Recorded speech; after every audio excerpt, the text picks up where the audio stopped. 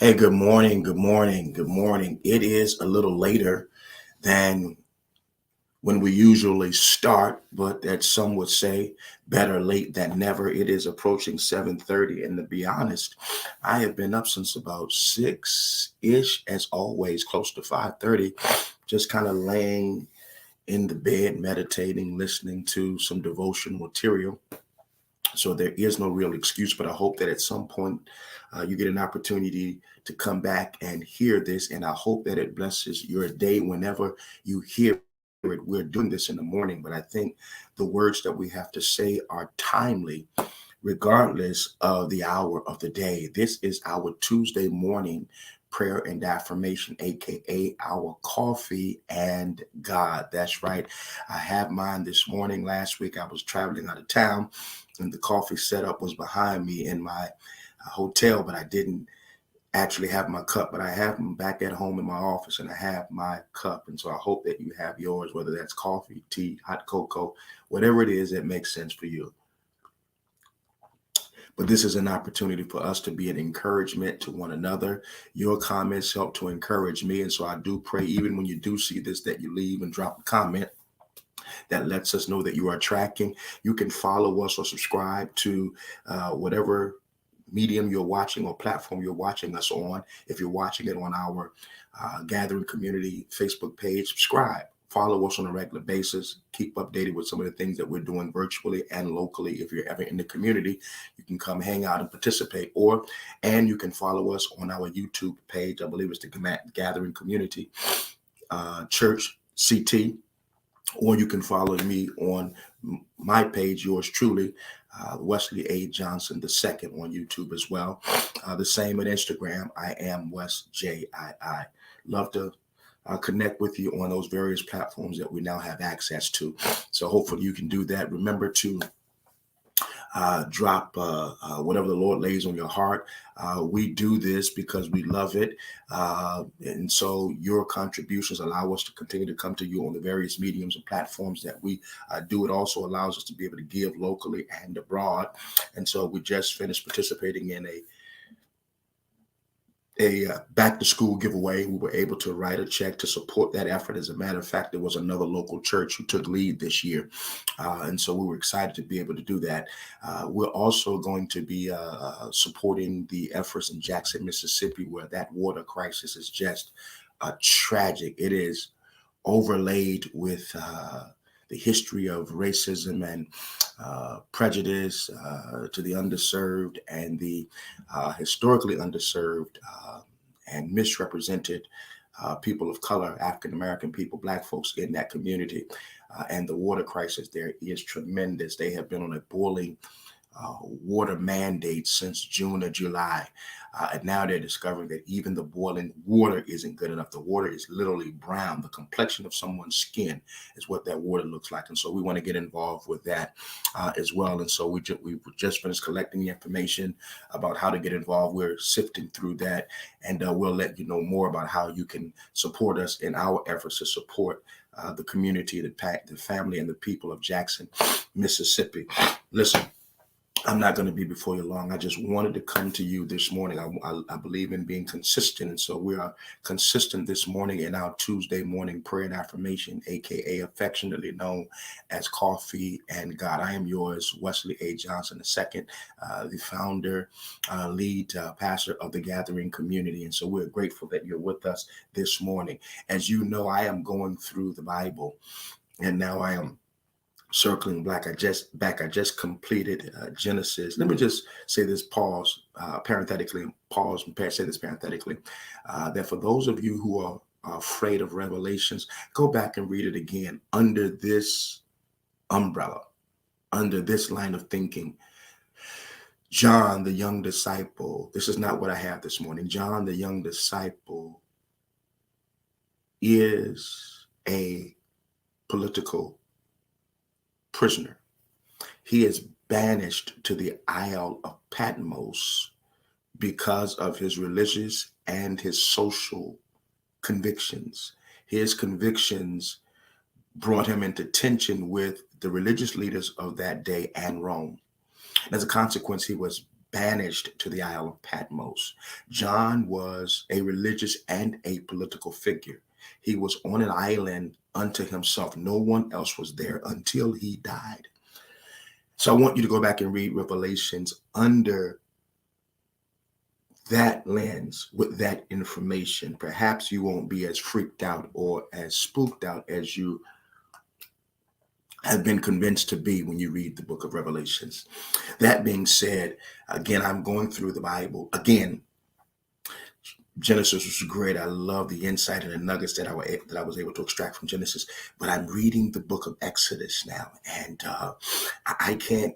I am reading and listening. And listening to it, I am much further along than I am in reading it because I keep pausing, stopping, meditating, highlighting as I am going through the book. Here's what I've discovered in reading Exodus.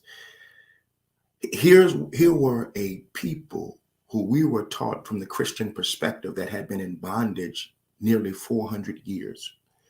Moses, a favorite son who came to himself in terms of who he really was, his eyes were open to the conditions of his people, even though he was raised in the Pharaoh's house. He was raised in the house of the oppressor.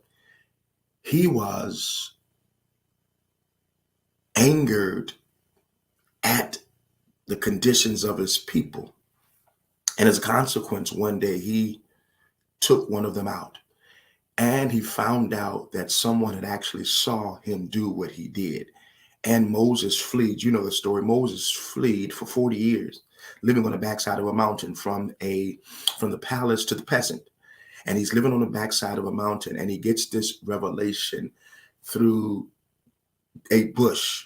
There's something about fire, but he gets this revelation through a bush. He decides to come back after being gone 40 years. And he fights like heck for the freedom of his people. And in the course of their deliverance, that's why I wish I had time this morning to unpack this. Maybe we'll talk about it next Tuesday, that deliverance is strategic. It's a lot more than a shout and a dance, but deliverance is strategic. And we see this in the book of Exodus. They're under the auspices of Moses and the direction of God. Their deliverance was incredibly strategic, but I don't want to talk about that this morning. Here's what I do know. When you have been under oppression, when you have been hurt, when you have a lot of pain, when things haven't necessarily gone well for you, it is hard to believe that you deserve better. I'm gonna pause and let that settle on your spirit for a second. When things have not necessarily gone the way that you would have liked, sometimes it is hard to see that you deserve better. Some of us believe that we're supposed to be mistreated. We're supposed to have less. We aren't supposed to live in abundance. We don't deserve that kind of a lifestyle. We don't deserve that kind of spouse. We don't deserve to live in that kind of neighborhood. We don't deserve to have that kind of family. We don't deserve to have the promotion because we have been subjugated physically, spiritually, emotionally for so long that it's hard for us to believe that indeed we do deserve better. Can I say this to you very candidly this morning that I'm going to get out your way? You were made for more. And in Exodus 14, the children of Israel discovered through their process of deliverance, through their strategic deliverance, they discovered that they do deserve better and that they were made for more. But I want to say this to you this morning because I believe I'm preaching and speaking and talking to somebody.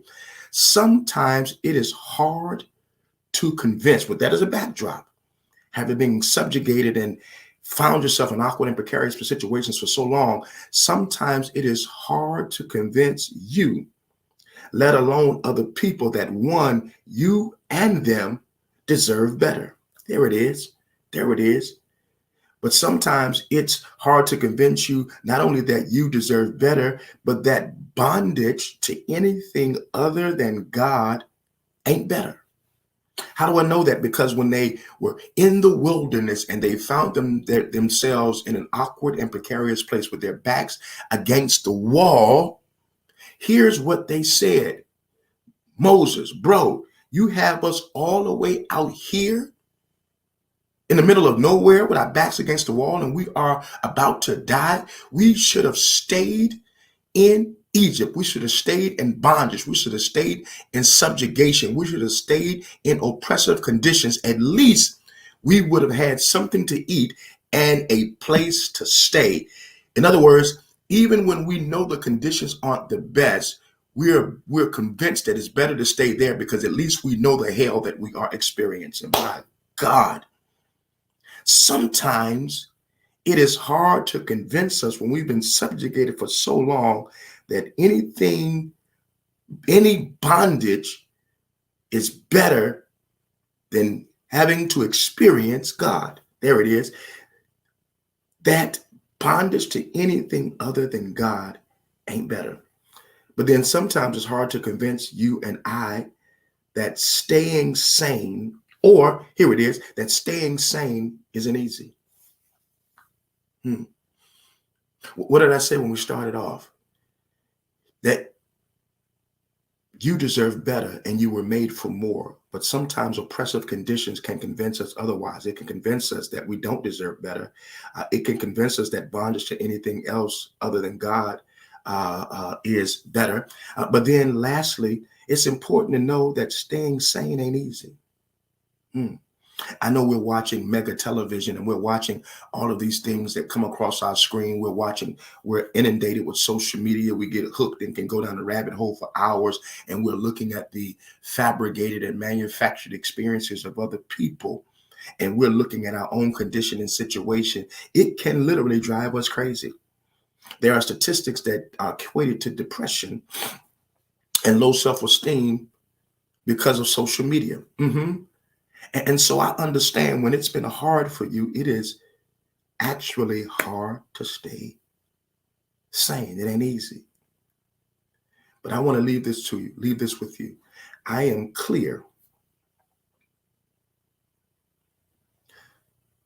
The fight for your God-given, God-assigned identity is worth fighting for.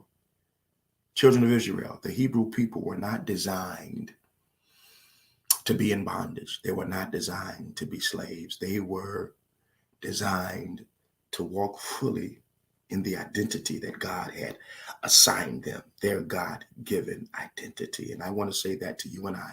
That is God's promise to you, and that is God's promise to me. I want to encourage you this morning to walk fully in that unique space of the identity that God has formed and is forming in you. I want you to embrace God's perfect will, God's ideal plans for your life, not the plans that you have come to accept because life has been hard. I want to say this to you very candidly and straightforwardly, that you are more than who you think you are. You are more than what you've been told. Thanks be to God who always causes us to triumph. And I'm done for real. You know what it is. You can quote it with me. Because God is, we are. Because Jesus did, you and I can. Go in peace this morning, beloved, believing that God has got your back, even when it is incredibly hard. Know that God has got your back. Listen, if you appreciate these Tuesday morning nuggets, would you drop your boy a line and say as much? I really enjoy coming to you on this platform, and I hope that you enjoy the nuggets that you get. Yes, this is not Monday. It is Tuesday. It is still the top of the week, and we get an opportunity to set the course of our week by being affirmed and reminded that indeed God has our back. And so listen, I want to encourage you this morning to contribute however the Lord leads you to this work that we're doing. We recognize and understand that the power of pivot, there's power in pivoting. And we have not tried to force fit an approach and a style that did not make sense for us. And so while we have pivoted from the four walls of brick and mortar on an every Sunday kind of experience, we have nonetheless continued to be faithful to our virtual platforms. And once a month we gather. We have developed some other platforms while we have been online. And I hope that it has been a blessing to you. Your contributions allow us to continue to be able to do things in this manner. And so hopefully, at least I hope it is, scrolling on the bottom of your screen, the various ways in which you can uh, give to us. And so we're going to be changing our giving platforms in just a little bit. We'll continue to have our .org platform, but pay attention to that. Hopefully it'll be set up with rolling on your screen as well. But for now, these are the platforms that you can continue to give on. I want to encourage you as well. I am learning this. The older I get, the more mature I get, I should say, that it's important for me to receive the blessings that come to me. And so if you want to contribute to yours truly, my Cash App hopefully is streaming on the screen as well. And you can give directly that way as well. I appreciate every gift that comes to me directly. It communicates some level of value, and all of us like to be affirmed. Thus, Tuesday morning prayer and affirmation, affectionately known as Coffee with God. And so again, thank you for being with us this morning. Make sure you're paying attention to all of our social media platforms. There you'll see the things that are coming down the pike. I do know, I don't know if it's this Friday or next Friday, but the Women of Wisdom will be gathering again for their virtual book club, which was a huge success. I've been saying it. There were women as far as South Carolina, New York City, and other places. And that was just a huge blessing to Lady D. So continue to encourage her in the work that she's doing by showing up. One of the ways that we communicate love is with our presence. And so please make sure you show some love in that way.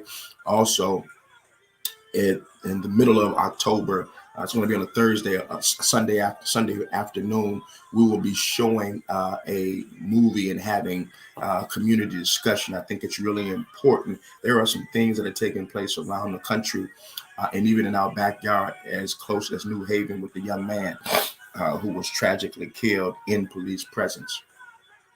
And so we want to make sure that we're having these kind of conversations as a community of Greater Danbury, but particularly and specific, those whose skin has been kissed by nature's sun. And so we will have a public conversation in the end of October, I think the 24th, if that's a Sunday afternoon. We want to make sure that you're a part of that. So pay attention to our social media platforms. We'll be able to give you more information there as well. And so we're just grateful to be able to come to you the way that we do.